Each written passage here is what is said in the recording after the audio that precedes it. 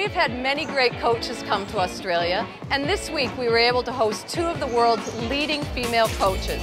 Carol Ross is currently the head coach of the LA Sparks, and in 2012 she was named WNBL Coach of the Year. Accompanying her is Coach Gail Goestenkors, known more readily as Coach G. They're both distinguished coaches in the NCAA, and I was able to catch up with both of them while they imparted some of their great knowledge to some young female athletes.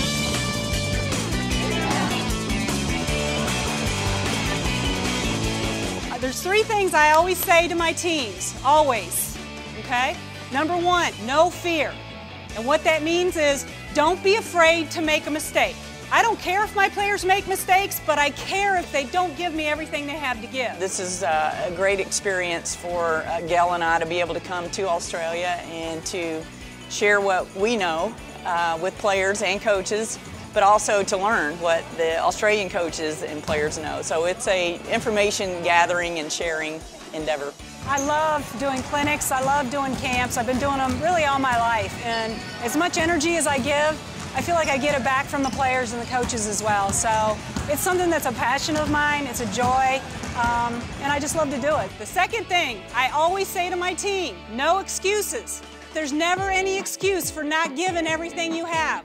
There's so many ways to see the game, there's so many ways to teach the game.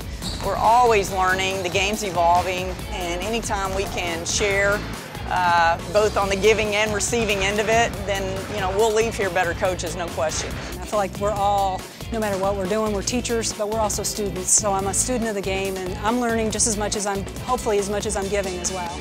Well, we've had obviously some superstars like Lauren Jackson, Penny Taylor, Aaron Phillips, Jenna's in there, yeah, Rachel Jerry most recently.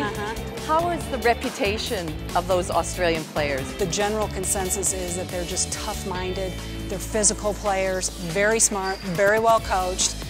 So you like to have them on your team, and you like for them to be your teammates because you know they'll do anything for you. All right, same thing, so I need one rebounder. Oh, I like it. Should be playing WNBL. How was the transition into the WNBA? I think in some ways it was easy. I loved Minnesota, and the girls on my team made me feel so welcome, and I really had a great training camp, so it's sort of easy in that sense, but obviously the league's a massive step up. A host of other Aussies have made their way over, and they all bring something good. If I'm coaching them, I love it, and if I'm coaching against them, I know I've got to work harder. They have such a tremendous tenacity about them, a toughness about them, very intelligent basketball players, and just good people. Everybody in the WNBA wants to have an Aussie on their team because they're so reliable. I think if you ask any American coach who's had an opportunity to coach Australian players, they would cherish that opportunity because it's the intensity, the competitiveness, the toughness that the Aussie players have a reputation for bringing.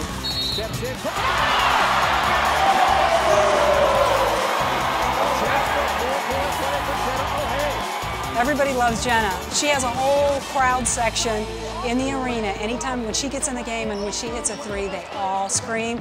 They have the Aussie flag up. I mean, she has quite a following in the United States. She's tough.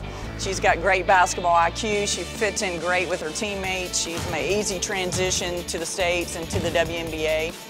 She's a joy to coach. She's a joy to have in our locker room. So she's won the hearts of the fans in LA, and she's certainly respected throughout the league. The last thing I say, no regrets. Anything you do, you guys, and this isn't just about today, this is about your life. There will be no regrets. Wow, thank you so much.